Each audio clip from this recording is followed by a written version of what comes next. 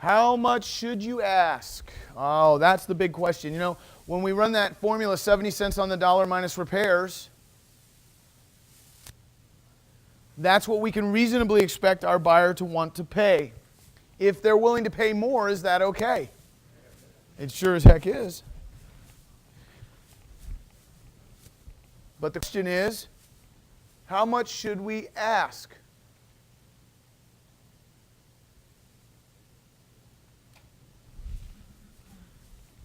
Well, if the, you know, this may hit you right between the eyes as common sense. You may have already thought of this, or you may have the biggest aha of the weekend right now. If the property that you have under contract is in the MLS, do you think you'll be able to wholesale it easily if your asking price is greater than the listing price? Nope. So if the property you have under contract and that you're looking to sell is in the MLS, I suggest your asking price needs to be less, perhaps a lot less than the asking price in the MLS.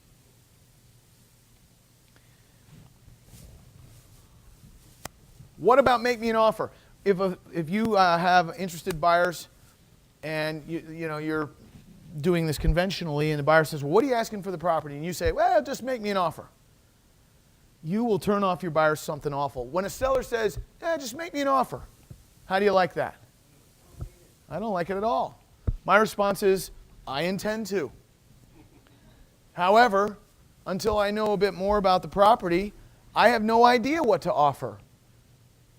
And if you'd like me to come out and look at the property and learn more about it, I'm going to need to know roughly what you're asking so I can determine now whether or not it would be a waste of mine and your time.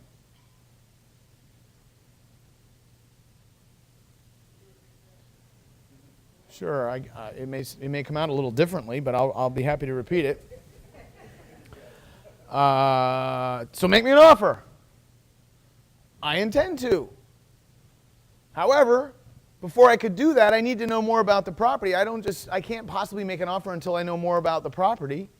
And the only way I'm going to know more about it is to come and look at it. And unless I know what you're asking and can get a sense for the ballpark you're in, I can't justify driving across town and wasting your time and mine. So without me knowing roughly what you're looking to get for the house, it sounds like this would be a waste of time. That came out differently, didn't it? Same stuff. By the way, is that answer anything other than what is the reality of the situation? You could say, look, mofo.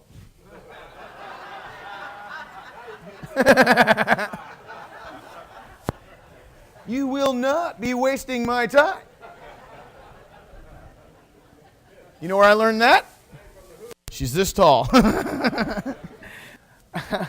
How will my buyer get access to the house? Well, we're going to put language in the contract when we make the offer to give us the right of access during escrow. Okay, so down the bottom there, how do I get my buyers in the house? This is language that came right out of a contract that where I had written something in saying buyer has the right to access the property prior to close. And the bank came back with this.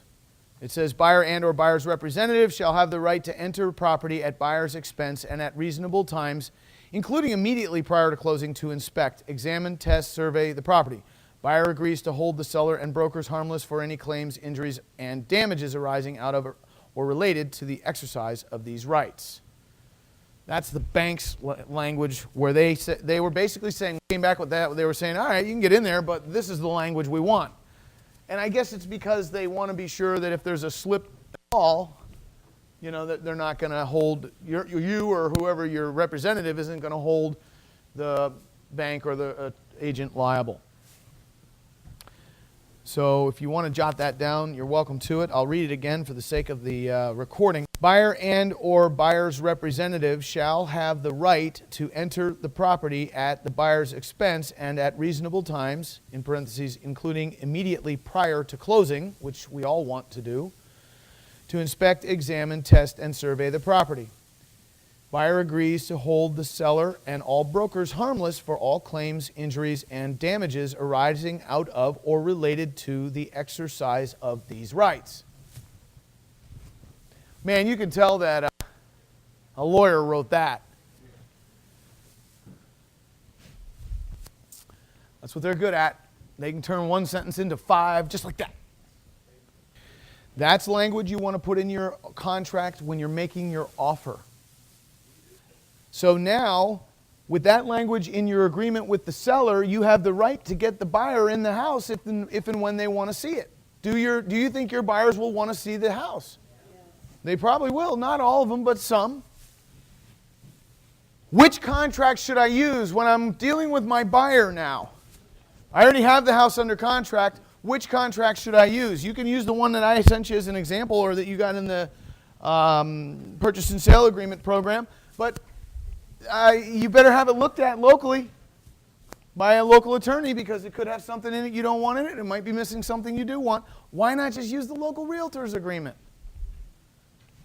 I've never heard of any agent or board of realtors getting upset with someone who's using the locally accepted agreement without a realtor's involvement. I've never heard of that. Should you put a sign in the yard? You don't own the house yet. You have it under contract. Should you put a sign in the yard? I don't. Yeah. But what if there's already a Century 21 sign in the yard? Put your sign over it. Or, I know, get bumper stickers made up with your phone number. There you go. No, I know. Pull it out of the ground. You ever seen how heavy those things are? Whoa! You know, I used to do that. When I started wholesaling, I was so scared that my buyer would figure out that I was making a profit on it. I would pull the sign out of the ground, and I'd go drop it in the woods. And then when the buyer left, I'd take it up out of the woods, just out of respect, and put it back in the hole, but it would never go all the way back down. It would be like crooked, you know, like that.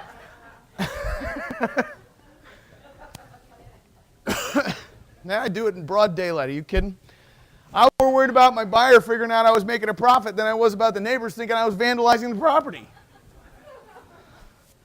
What an idiot. Tell your buyer right up front.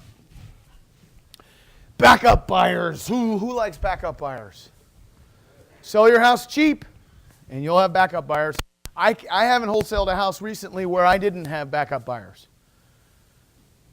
What happens is you send that email out to your buyers list, and if you're asking a price that you know you could get more, you'll have a buyer who says, I'll take it. You'll get your deposit, you'll get it under contract, and you'll have other buyers that'll say, I'll take it. And you'll have to say, ooh, I'm sorry, I've already put it under contract. And then they'll say, well, take my information, because if they don't close, I want it. And I'll tell you what, that is a good feeling. When you get a house under contract and you send that broadcast out to your buyers list, you get a contract, that's a good feeling. You have backup buyers, that's a better feeling.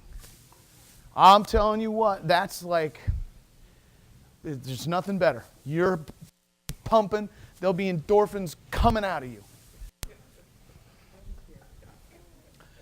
Finance versus cash buyers. Cash buyers are always the best. It's just easier to flip a house to a cash buyer. You can almost always do a same-day closing with a cash buyer. With a finance buyer, you've got a bank involved, and all of a sudden, their needs come into play. Does that kill the deal? No, not at all. But might it take it from a same-day deal to a 5 to 7 day deal? And gosh darn it, that means it's going to cost a little bit more. Should you bail out on the deal and walk away from that buyer if they're coming to the table with a bank? No. But is pre-qualified good enough? No. You can get pre-qualified by a lender on the phone. They don't even verify anything you tell them. What's your income? $1 million a month. All right, very good. Assets? 70.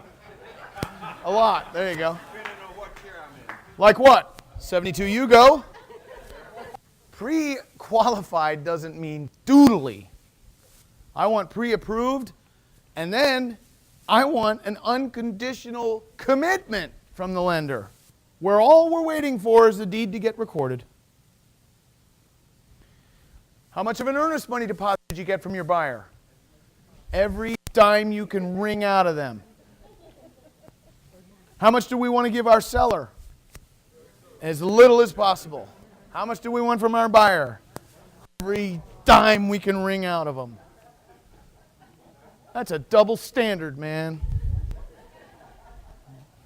If you have two buyers, and one of them's willing to pay you $160 and the other will only pay you $155, the $160 buyer wants to give you a $1,000 deposit, the $155,000 buyer wants to give you a $5,000 deposit. Which is the better buyer?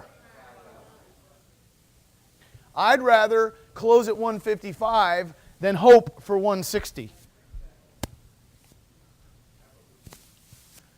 What about the realtor sign in the yard? We covered that. Leave it alone.